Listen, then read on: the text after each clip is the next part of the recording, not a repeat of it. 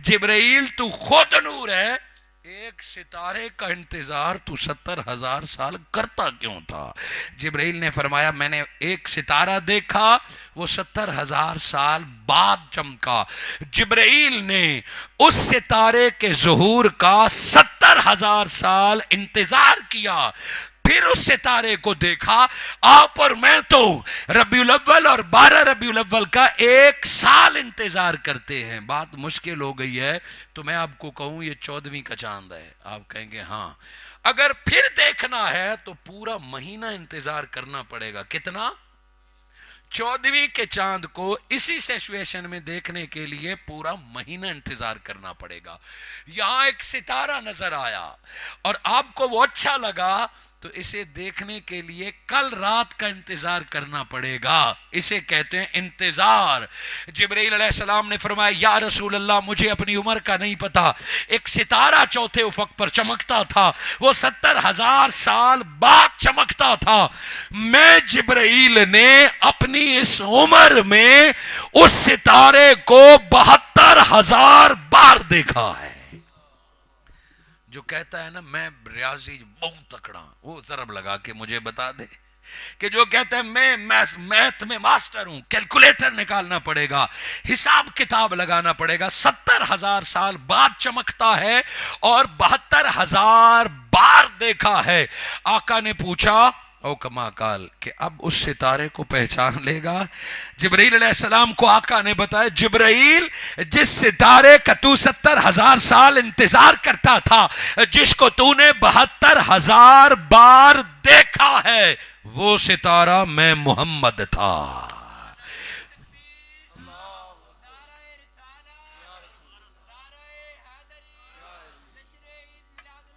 जिंदा वो मैंने 72,000 देखा। जिब्राइल अलैहिस्सलाम ने अपनी सारी उम्र नहीं बताई, ये तो सितारे के तकने की बात बताई है। और मेरे आका ने ये बात बताकर बता दिया। और जिब्राइल तू लाखों साल का सही। कभी आपने सोचा है जिब्राइल की उम्र के बारे में? आदम अलैहिस्सलाम आए तो वही जिब्राइल अलैहिस्सलाम लेके आए। नूह अलैहिस्सलाम 900 साल रहे, वही जिब्राइल अलैहिस्सलाम लाते थे। 1.25 पैगंबर गुजर गए, ईसा अलैहिस्सलाम तक वही जिब्राइल आए। हमारा कुरान जब हमारे आका पे आया तब भी वही जिब्राइल आया, बूढ़ा भी नहीं हुआ, कमजोर भी नहीं हुआ। अरे सोचना तो बनता है, पैगंबर 1.25 गुजर गए मगर फरिश्ता रब ने नहीं बदला, वही रूहुल अमी है। 1.25 पैगंबर गुजर गए, उम्र तो होगी, उम्र कितनी है पता नहीं है। जिब्राइल ने अपनी उम्र नहीं बताई मगर एक अंदाजा बताया। सोया आका ने बता दिया कि जिब्राइल तेरी उम्र जितनी भी ज्यादा हो, तू छोटा है, साइयों की उम्र तुमसे ज्यादा है। ये आसमान जितना भी पुराना हो, ये जमीन जितनी पुरानी हो, ये सूरज को रब ने जब से बनाया, कायनात में जो कुछ है वो जितनी भी उम्र वाले हो, कायनात की उम्र छोटी है, मुस्तफा की उम्र सबसे ज्यादा है। अब आइए आयत पे, ला अमरो का, मेरे मुस्तफा आपकी सारी उम्र की कसम, जब कुछ न था एक खुदा था तो रब ने आपके नूर को पैदा फरमाया। ला अमरो का, आपकी सारी उम्र की कसम। अब वक्त तो पूरा हो चुका है मगर खिताब का अहम तरीन हिस्सा भी बाकी है। ला अमरो का, हम बाकी को छोड़कर सिर्फ 63 बरस देखते हैं। मेरे नबी आपकी जाहिरी उम्र की कसम, और अगर 63 बरस में हर साल की एक एक बात भी बताऊं तो कमो बेश आपको 63 मिनट और बैठना पड़ेगा। ला अमरो का, मेरे मुस्तफा आपकी सारी उम्र की कसम। बहुत गौर कीजिएगा ताकि मुख्तसर से वक्त में मैं बात को क्लोज करूं। अल्लाह ने फरमाया आपकी सारी उम्र की एक कसम। गोया अल्लाह ने हुजूर की जिंदगी की एक एक मिनट की गारंटी दी है। आका के उसवे हसना को बयान कर रहा है। किसकी उम्र पूरी होती है? एक बचपना होता है, उसमें बंदा गलतियां करता है, खताएं करता है।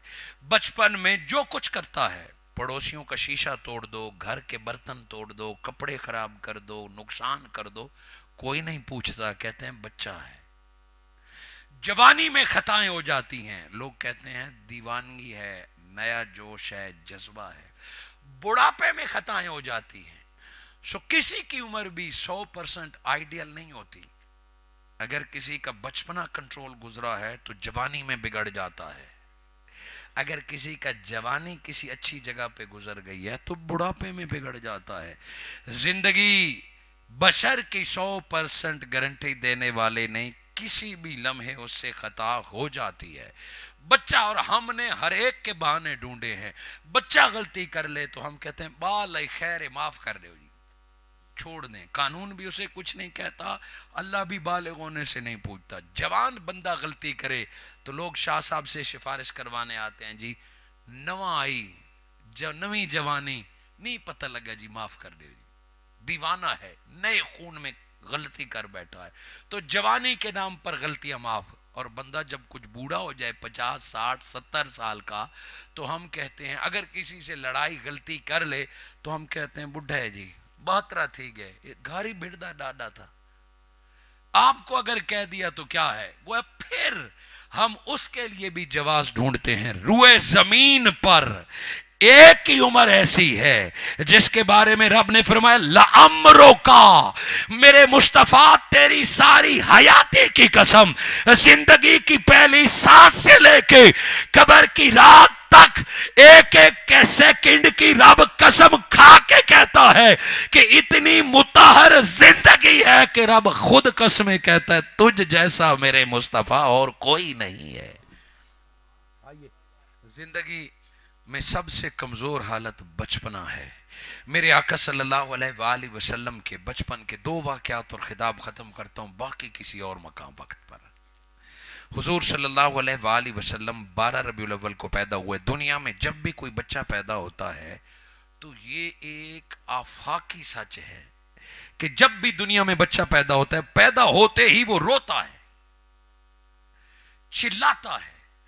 اس کی تصوف اور روحانیت کے اعتبار سے تعبیر اور ہے کہ بچہ روتا کیوں ہے، مگر میڈیکلی ڈاکٹر، نرس اور دائیاں کہتی ہیں کہ پیدا ہوتے ہی بچے کا رونا صحت یابی کی نشانی ہے۔ جو بچہ جتنے زور سے روئے گا اتنا وہ صحت مند ہے۔ رونا اس بات کی نشانی ہے کہ اس کا نظام تنفس کلیئر ہے، اس کے لنگز کام کر رہے ہیں، اس کا گلا کام کر رہا ہے، وہ محسوس کر رہا ہے، اس کے سینس بحال ہیں۔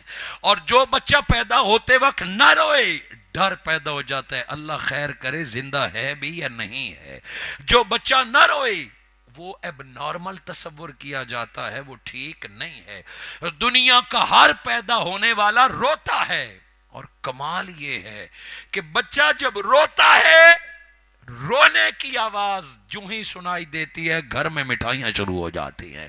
بھلا کبھی دیکھا ہے کہ رونے والے پر ہنسا جاتا ہے؟ ایک ہی دن زندگی میں آتا ہے کہ بیٹا پیدا ہوتے وقت رویا، رونے کی آواز سن کے دادی نے مٹھائیاں تقسیم کر دی، دادے نے مبارکباد شروع کر دی۔ بچے کے رونے پر کوئی توجہ نہیں دیتا، خوشیوں کا آغاز ہو جاتا ہے۔ 12 ربیع الاول کو عبداللہ اور آمنہ کے ہاں جو نور والا دنیا میں تشریف لایا، ایک سرشاری تھی، ایک خوشی تھی، مگر پیدا ہوتے ہی رونے کی آواز نہ آئی۔ ماں بھی پریشان ہوئی ہوگی، دائی بھی پریشان ہوئی ہوگی کہ 12 ربیع الاول کے دن آمنہ کے گھر جو لال پیدا ہوا ہے وہ رویا نہیں۔ اللہ خیر کرے، دائی نے جب چہرہ قریب کیا تو آنے والا بچہ رو نہیں رہا بلکہ گلاب جیسے لب ہل رہے ہیں۔ دائی نے کان قریب کیا تو زندگی میں پہلی سانس لیتے ہوئے محمد مصطفیٰ اپنے رب سے مخاطب ہیں، یا رب سلم، یا رب امتی، اے اللہ مجھے دنیا میں بھیجا ہے تو میں پہلی دعا یہ مانگتا ہوں، مولا میری امت کو بخش دینا، مولا میری امت کو بخش دینا۔ لعمرک، میرے مصطفیٰ تیری ساری عمر کی قسم، بچے آ کے دنیا میں احتجاجاً روتے ہیں۔ یہ عمر ایسی پاک عمر ہے کہ پہلی سانس میں امت کی بخشش کا ذمہ اٹھا لیا ہے۔ تو کیوں نہ قسمیں کھائیں جس کی پہلی سانس ہی ایک معجزہ ہے۔ میرے آقا صلی اللہ علیہ وآلہ وسلم کی یہ پہلی سانس تھی۔ پھر کچھ باتیں حضرت آمنہ بتاتی ہیں، کچھ باتیں حضرت حلیمہ بتاتی ہیں۔ میں شاہ صاحب قبلہ ہماری صدارت فرما رہے ہیں، اس عمر میں تکلیف کے عالم میں بھی رات کے اس وقت تک بیٹھے ہیں۔ یہ آپ کی محبتوں کی نظر ہے کہ میرے آقا کا بچپنا حضرت حلیمہ کے گھر تک صرف ایک بات، وہ باقی معجزات بکریوں کے، اونٹ کے، خچر کے آپ نے سنے ہیں۔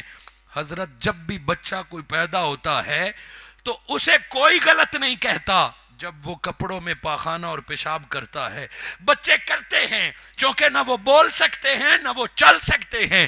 حضرت حلیمہ سعدیہ فرماتی ہیں قربان جائیں اس احمد عربی کی طہارت پر، جس دن سے مکہ سے اٹھا کے گھر میں لائی ہوں، ایک بار بھی محمد مصطفیٰ نے اپنے پیشاب اور پاخانے سے کپڑے نہیں گیلے کیے ہیں۔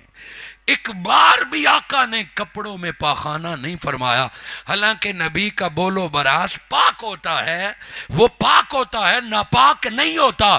مگر میرے آقا نے جتنے 4 سال حضرت حلیمہ کے گھر گزارے، ایک بار بھی کپڑوں کو میرے آقا نے بول و براز سے گیلا نہیں کیا۔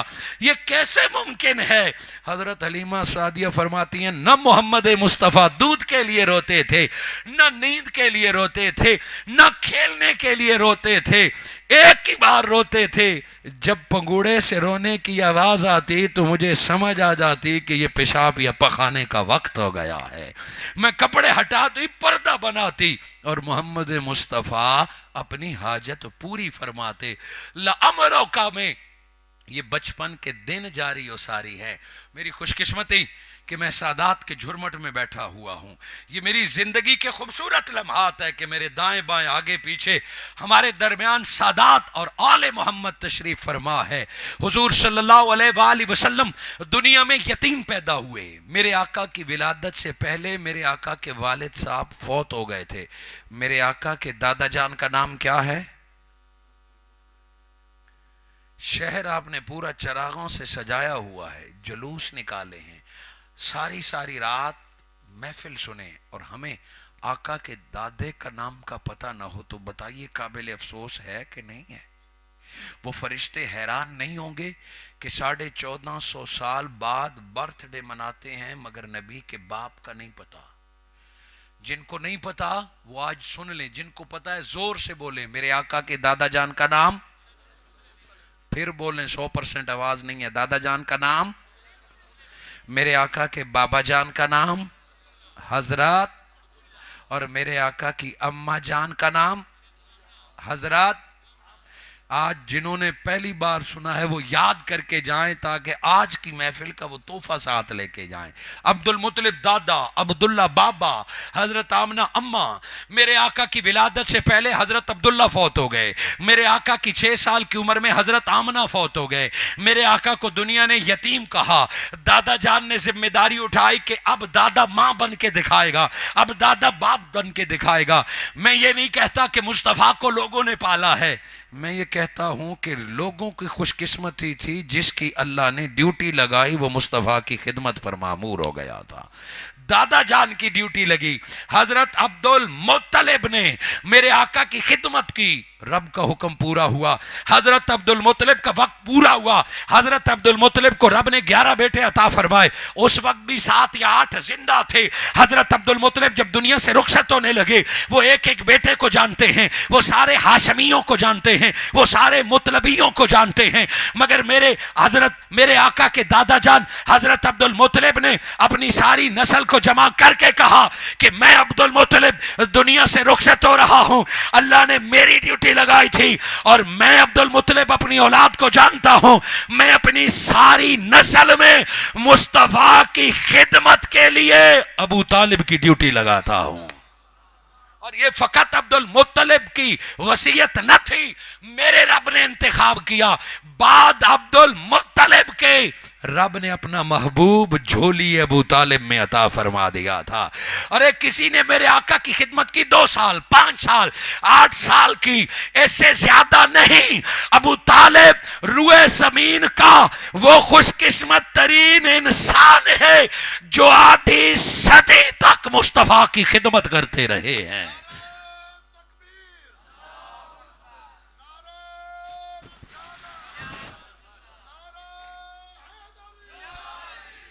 حضرت ابو طالب آقا کو جھولی میں سر رکھ کے سلایا کرتے تھے.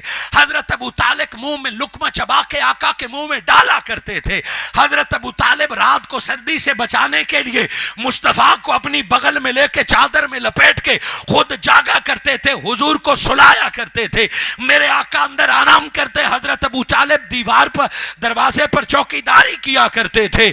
اور اپنی اولاد کا اتنا خیال نہیں کیا جتنا ابو طالب نے محمد مصطفیٰ کا کیا. یہ میں نے نہیں کہا، یہ میرے آقا نے خود فرمایا ہے. علی کے بابا اور اماں نے میری خدمت اپنی اولاد سے بڑھ کر کی، یہ محمد مصطفیٰ فرما گئے ہیں.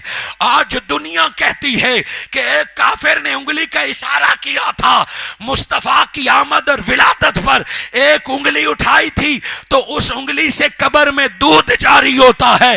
اور اے فرشتوں بتاؤ، جس ابو طالب کا سارا بدن مصطفیٰ کی محبت میں جھوما کرتا تھا، مصطفیٰ کی خدمت میں لگا کرتا تھا، اے انگلی کی تشریح کرنے والے کسی دن یہ بھی تشریح کر کہ ابو طالب کا بدن جس کو مصطفیٰ کے بغل میں لینے، بازوؤں میں لینے، جھولی میں لٹانے کا کئی بار موقع ملا، بتائیے اس ابو طالب کو رب کیا کیا دیتا ہوگا.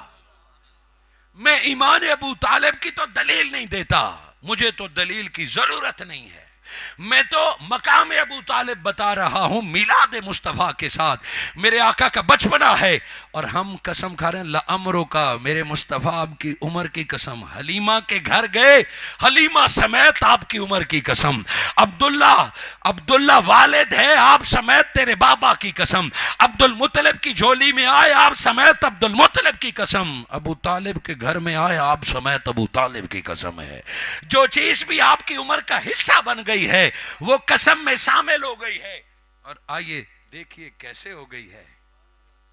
آج ملک عزیز پاکستان کی حالت دیکھیے، کبھی بارشیں بالکل بند اور کبھی اتنا سیلاب کے شہر بہ جاتے ہیں، کبھی کووڈ کی صورت میں انسانی بیماری، کبھی لمپی سکن کی صورت میں جانوروں کی وبا، کبھی سیاسی منافرتیں جھگڑتیں، کبھی مذہبی نفرتیں. بتائیے مہنگائی نے پاکستان کو لپیٹ میں لیا، سب کچھ پاکستان کو، طرح طرح کی مصیبتیں. مکہ میں طویل عرصے تک بارش بند ہو گئی، قحط سالی ہو گئی. اتنے عرصے تک بارش بند ہوئی، درخت سوکھ گئے، پرندے مکہ چھوڑ گئے، کنویں خشک ہو گئے، آب زمزم کا پانی نیچے اتر گیا، انسان بھی مکہ سے ہجرت کرنے لگے. طویل عرصے تک بارش نہ آئی. مکہ میں باہر سے لوگ آتے تھے جس کی وجہ سے مکہ کے تاجر کی تجارت چلتی تھی. خشک سالی کی وجہ سے باہر کے وفود نے بھی آنا بند کر دیا، کوئی راستہ نہ تھا. لوگوں نے اپنے اپنے عقیدے اور اپنے اپنے خداؤں سے بارش مانگی. کوئی لات و عزا سے رو رو کے بارش مانگ رہا ہے، کوئی کعبے سے لپٹ کے کعبے کے رب سے بارش مانگ رہے. یہودی، عیسائی، مشرک، مجوسی، ہر ایک نے اپنے عقیدے اور اپنے خداؤں سے بارش مانگی. بارش نہ ہوئی. پوری مکہ نے میٹنگ کی کہ بارش کے لیے کیا کریں. جس پر اتفاق ہوا کہ بارش کے لیے کیا کریں، سارے مکہ کے سردار متفق ہو گئے. ہم نے تو دعائیں بھی مانگ لیں، ہم نے تو کعبہ کا طواف کر کے بھی دیکھ لیا، انہوں نے لات و عزا سے مانگ کے دیکھ لیا، انہوں نے اپنے پیغمبروں کے واسطے دے کے پوچھ لیا بابا کریں کیا، بارش کیا کریں. کسی نے قرارداد پیش کی ہے کہ آؤ سارے اس کے پاس جاتے ہیں جو کعبے کا متولی ہے، جس کے پاس خانہ کعبہ کی چابی ہے، جو اللہ کے گھر کا انچارج ہے، جو مسجدوں کا متولی ہوتی ہے. ہم کہتے ہیں ویلا بندہ مسجد دا صدر ہوندا ہے جی. ہمارے ہاں جو مسجد جاتا ہے ہم کہتے ہیں اس دو ہور کام کو نہیں، ہر ویلے مسجد ہوندا ہے جی. ہم سمجھتے ہیں کہ ویلا بندہ مسجدوں کی تعمیر کرتا ہے، ویلا بندہ یا ریٹائرڈ بندہ مسجدوں کی صفائی کرتے ہیں. نا، ہر کوئی مسجد کی تعمیر نہیں کر سکتا. جس کے لیے رب جنت میں محل تعمیر کروانا چاہتا ہے اسے مسجد کے کاموں میں لگا لیتا ہے. حتیٰ کہ مسجد کے تنکے اور جھاڑو بھی بندہ اپنی مرضی سے نہیں دے سکتا. قرآن بتاتا ہے طہیر بیتیا، رب نے جب اپنا گھر صاف کرانا ہوتا ہے تو لوگ چن لیتا ہے کہ آج تو میرے گھر میں جھاڑو دے دے. اللہ رب العزت نے صفائی کے لیے بھی ابراہیم علیہ السلام کو حکم دیا. سو مکہ کے سرداروں نے فیصلہ کیا کہ اس وقت جو خانہ کعبہ کا چابی بردار ہے، اس وقت جو مسجد حرم کا متولی ہے، اس وقت جو خانہ کعبہ کا انچارج ہے، اسی کے پاس چلتے ہیں. پتا ہے اس وقت خانہ کعبہ کا انچارج کون تھا؟ چابی کس کے پاس تھی؟ ارے کون ہے؟ سارے لوگ جلوس لے کے ابو طالب کے دروازے پہ گئے، باہر آئیے، تجھ سے کام ہے. کیا کام ہے؟ ہم نے دعائیں کر لی، ہم نے اپنے خداؤں کو پکارا، بارش نہ آئی. ابو طالب تجھے رب نے کعبے کا انچارج بنایا ہے، تو کعبے کے پاس جا کے رب کعبہ سے بارش تو لے کے دے دے. ہمیں بارش چاہیے، رب سے دعا کر بارش تو دے دے. تھے کافر مگر جانتے تھے کہ اگر ابو طالب نے دل سے کہہ دیا تو بارش کی کوئی سبیل نکل آئے گی. اور حضرت ابو طالب نے ساروں کو لیا، کعبے کے پاس آئے. آج جس کے پاس بھی چلے جائیں نا جی، سر رک دے دم کر، مجھ سمیت کوئی بھی نہیں کہتا میرے پاس کچھ نہیں ہے، کسی اور کو پاس جائیں. جس کے پاس بندے آتے ہیں وہ اپنے دم چھوپے شروع ہو جاتا ہے، رب کرم بھی فرما لیتا ہے. حضرت ابو طالب غلاف کعبہ پکڑ کے دعا کر سکتے تھے، حجر اسود پکڑ کے دعا کر سکتے تھے، مقام ابراہیم پہ سجدہ کر کے دعا کر سکتے تھے، چابی کا واسطہ دے کے دعا کر سکتے تھے. سرداروں کو صف میں بٹھایا، روکو میں اہتمام کرتا ہوں. حضرت ابو طالب گھر گئے، واپس آئے تو بازوؤں میں ایک چھوٹا سا بچہ پکڑا ہوا ہے، بازوؤں میں ایک چھوٹا سا بچہ پکڑا ہوا ہے.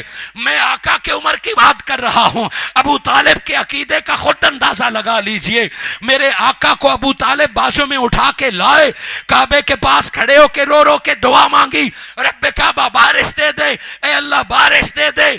اور ہاتھ اوپر کر کے فرمایا، اے اس خوبصورت چہرے والے بچے کے رب، محمد کے صدقے بارش عطا فرما دے، اس روشن چہرے والے کے صدقے بارش عطا فرما دے. قصیدہ ابو طالب پرانی کتابوں میں لکھا ہوا ہے، اے محمد کے رب، اے روشن چہرے والے محمد کے رب، اس روشن چہرے کے صدقے بارش عطا فرما. حضرت ابو طالب نے 3 بار بچہ اٹھا کے واسطہ محمد دے کے رب سے جب بارش مانگی تو میرے آقا مسکرا پڑے. میرے آقا کا مسکرانا پہلے دن سے شروع ہوتا ہے. کاش وقت ہوتا تو میں آپ کو بتاتا مسکرانا کیا کیا اثر رکھتا ہے، مسکرانے کا کیا پیغام ہے. وہ آقا کا مسکرانا کہ ابو طالب نے لفظ بھی ٹھیک استعمال کیے ہیں، طریقہ بھی ٹھیک استعمال کیا ہے. اے رب محمد کے صدقے بارش عطا فرما.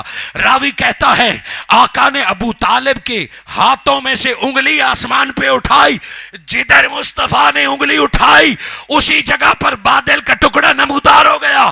رب راضی ہو گیا، بادل نے مکہ کو گھیرے میں لے لیا.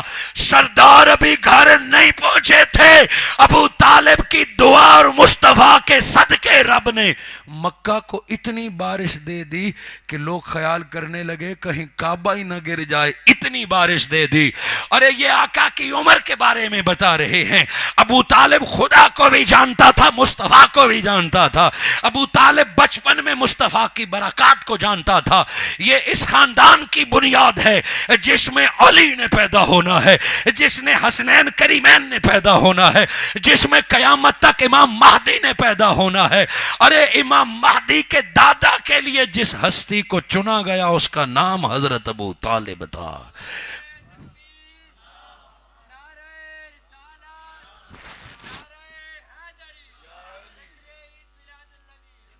یہ آقا کے بچپنے کی باتیں ہیں، پھر حضور کے لڑکپن کی باتیں، میرے آقا کی جوانی کی قسمیں، میرے آقا کی اعلان نبوت کی قسمیں. بس دوستو بات ختم کرتے ہیں پھر سادات کے ذکر پر کہ یہ میرے آقا کی ایک پہلی سانس آپ نے سنی. آقا قبر انور میں چلے گئے اور میں نے آپ کو یہ کہا کہ قبر انور میں جانے کے بعد حضور کی عمر ختم نہیں ہوئی، عمر نبوت جاری و ساری ہے۔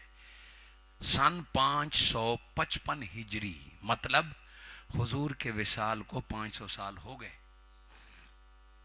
میرے آقا اپنی قبر میں 500 سال سے ہیں۔ یہ حضور غوث پاک الشیخ عبد القادر گیلانی کے زمانے کا قریب کا زمانہ ہے۔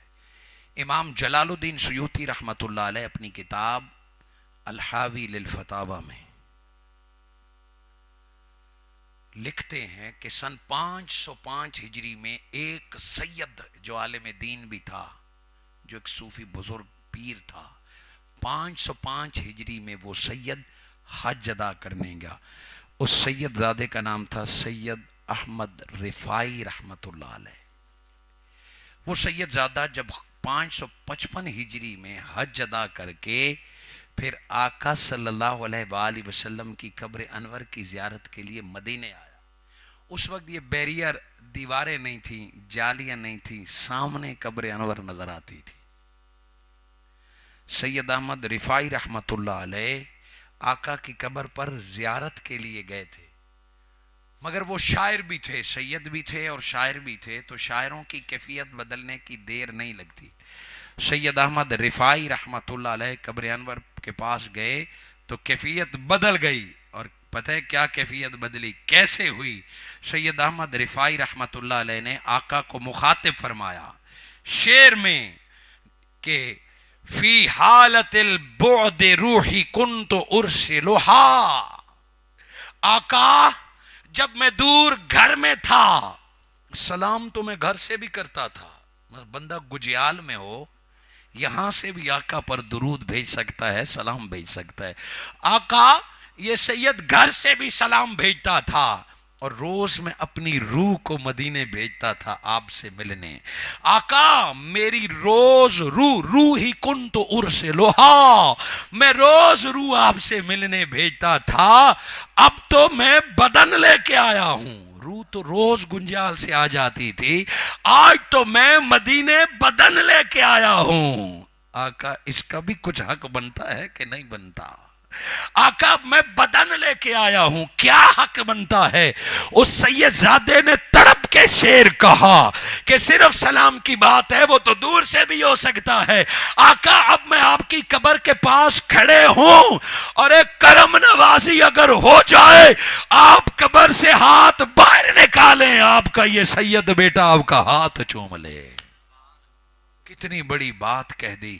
امام جلال الدین سیوطی رحمت اللہ علیہ فرماتے ہیں جب سید احمد رفاعی نے یہ شعور پورا کیا، ایک کیفیت طاری ہو گئی، ایک وجد طاری ہو گیا، تو قبر انور سے آواز ہے یا بنیا، اے میرے سید بیٹے پریشان نہ ہو، لے آگے بڑھ، قبر سے میرے آقا کا ہاتھ نکلتا ہے۔ یہ 1000 سال پہلے والی بات بتا رہا ہوں، شیعہ سنی وہابی کے جھگڑوں سے پہلے کی بات ہے۔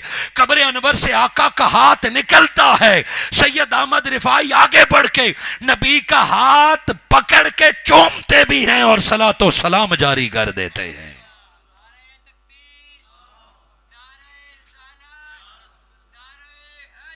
امام جلال الدین سیوطی رحمت اللہ علیہ فقط اتنا لکھتے ہیں، اگلی بات تبلیغی جماعت کے سربراہ مولانا زکریا کندھالوی شیخ الحدیث اپنی کتاب فضائل حج کے صفحہ نمبر 189 پہ لکھتے ہیں کہ جس دن سید احمد رفاعی کے لیے آقا کا ہاتھ قبر انور سے ظاہر ہوا تھا، تبلیغی جماعت کے سربراہ اپنے نصاب میں لکھتے ہیں کہ اس دن یعنی 500 سال قبر انور بننے کے بعد اس دن مسجد نبوی میں 90,000 زائرین جو حج پڑھ کے یہاں آئے تھے موجود تھے۔ میرے آقا نے جب اپنے سید بیٹے کو ہاتھ ملایا تھا تو 90,000 لوگوں نے اس سید کے صدقے نبی کی حارت کی زیارت فرما لی تھی۔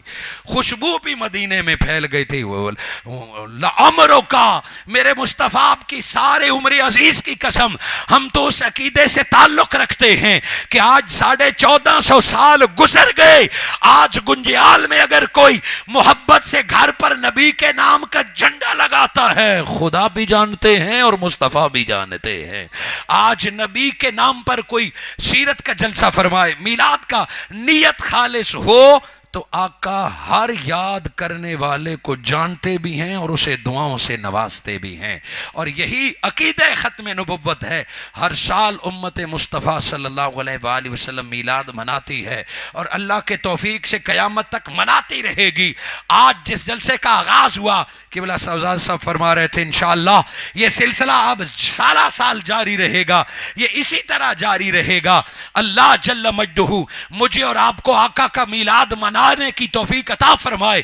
مگر ایک بات جو ہے کہ جب میرے آقا تشریف لائے، مکہ میں لڑائی جھگڑا تھا، قتل و غارت تھی، بیٹیوں کو زندہ دفن کیا جا رہا تھا، بھائی بھائی کے ساتھ نہیں بول رہا تھا. جب میرے آقا مکہ تشریف لائے، قتل و غارت ختم، لڑائی جھگڑے ختم، جنگیں ختم، اور مکہ بلد آمن بن گیا. حاضرین مکرم، آج ہم گھروں کو، بازاروں کو روشنیوں سے سجا لیں، مگر دل کے اندر سے نفرت کا اندھیرا نہ ختم کریں. جھنڈیوں سے شہر کو سجا لیں، مگر دل میں محبت کی ایک جھنڈی بھی نہ لگائیں. آج دنیا کو لنگر کھلا دیں، مگر اپنے رشتہ داروں کی ضروریات نہ پوچھیں. آج 10,000 کے جلوس میں سارا دن سڑکوں پہ چلتے رہیں، مگر سگے بھائی کے ساتھ بیٹھنا گوارا نہ کریں. سگے بھائی کے ساتھ دشمنی ہو، رشتہ دار کی حالت نہ پوچھیں، دل میں امت کی نفرت ہو، تو کیا فائدہ ایسے جلسے کرنے کا، کیا فائدہ جلوس کرنے کا.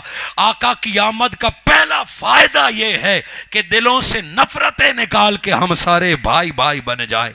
افسوس کی بات ملک پاکستان میں یہ ہے کہ غیر مسلک تو غیر مسلک، آقا تو دشمنوں کے لیے بھی رحمت کا جذبہ رکھتے تھے. میرے آقا صرف مسلمانوں کے درمیان نہیں آئے، حضور کافروں کے لیے بھی رحمت ہیں، یہودیوں کی، عیسائیوں کے لیے بھی ہیں، ساروں کے لیے میرے آقا رحمت ہیں. مگر آج ہم آقا کو ماننے والے، ہم یا رسول اللہ کا نعرہ لگانے والے، ایک مسجد میں اکٹھے بیٹھنے کے لیے تیار نہیں ہے، ایک جلوس میں اکٹھے چلنے کے لیے تیار نہیں ہے، ایک دوسرے کا نعرہ سننے کے لیے تیار نہیں ہے، ایک دوسرے سے ملنے کے لیے تیار نہیں ہے. غیروں کے پاس ہم جائیں گے، مگر ایک نبی کے ماننے والے، ایک یا رسول اللہ والے اگر ہم ایک نہ ہوں گے. پاکستان میں دیکھ لیں کہ دین کا کیا حال ہے. صرف پاکستان کی سیاست میں مداخلت نہیں، ارے تیری مسجد کے ساؤنڈ اور سپیکر پر تیرا اختیار نہیں ہے، تیری مسجد میں تقریر پر تیرا اختیار نہیں ہے، تیرے جلسے پر تیرا اختیار نہیں ہے. یہ اسی لیے نہیں ہے کہ آج ہم میں اتحاد اور اتفاق نہیں ہے، تعداد کم نہیں، مگر آج ہم آقا کے نام پر اکٹھے ہو جائیں، مسلک اپنا قائم رہے، مسجد اپنی قائم رہے، چشتی، سہروردی، قادری، تمام مشرب قائم رہے، مگر نام محمد پر اگر ہم اکٹھے ہو جائیں تو دنیا کی جرت کیا کہ نبی کے غلام کے سامنے آ جائے. پاکستان کی تقدیر بدل جائے گی، دنیا سے نفرتیں ختم ہو جائیں گی. جس دن آقا کے نام پر آقا کے چاہنے والے اکٹھے ہو جائیں گے. دعا کرتا ہوں اپنی ادھوری گفتگو اسی جگہ پہ ختم کرتا ہوں، وگرنہ اس کے بعد کہ میرے آقا کی آل حضور کی ولادت کا جشن کیسے مناتی تھی اور کیسے مناتی ہے، آج تک یہ سلسلہ کیسے جاری ہے، یہ اسی لعمرو کا ایک سلسلہ جاری ہے. آقا کی عمر عزیز کربلا میں بھی جاری تھی اور آج بھی جاری و ساری ہے. دعا کرتا ہوں کہ جتنی عمر کا ذکر ہم نے سنا، اللہ اس عمر مبارک کے صدقے مجھے اور آپ کو ساری عمر حضور کی وفاداری عطا فرمائے، میرے آقا کی آل کا عشق اور صحابہ کے ادب کی توفیق عطا فرمائے. منہاج القرآن نے شروع روز سے ایک ہی سبق دیا ہے کہ حضور صلی اللہ علیہ وآلہ وسلم کے ذکر سے بلند کسی کا ذکر نہیں. بات خدا کے جتنا بھی وقت ہے وہ غلامی مصطفیٰ کے لیے ہے، اور مصطفیٰ کے صدقے مصطفیٰ کے صحابہ کا ادب ہے، اور نبی کے صدقے نبی کی آل کا ہر بچہ دل، آنکھ اور ادب اور ایمان کا حصہ ہونا چاہیے. دعا کرتے ہیں قیامت کے دن اللہ مجھے اور آپ کو سادات کی جرمٹ میں حسنین کریمین کے قدموں میں آقا کی شفاعت نصیب فرمائے۔ باری دیگر سادات گنجیال شریف بالخصوص قبلہ پیر سید محمد عنایت شاہ گیلانی صاحب، آپ کی دعوت، محبت اور سرپرستی کا مشکور ہوں، اور یہ محفل ایک بار پھر پیر سید اصغر علی شاہ صاحب کی یاد دلا رہا ہے کہ جب بھی کوئی ایسی محفل ہوتی تو وہ یوں ہی ساری رات سرپرستی کرتے، محبت فرماتے، حوصلہ افزائی کر دے، انہی کی دعاؤں کا نتیجہ ہے۔ میں آپ کے بھی قدموں کو ہاتھ لگا کے درخواست کروں گا کہ ہمیشہ دعائیں کیجئے۔ صرف یہ دعا جنت تو بعد کی بات ہے کہ اللہ آخری سانس تک اہل بیت کی نوکری اور نبی کی دین کی جھنڈے اٹھانے کی توفیق عطا فرمائے۔ جزاک اللہ خیر۔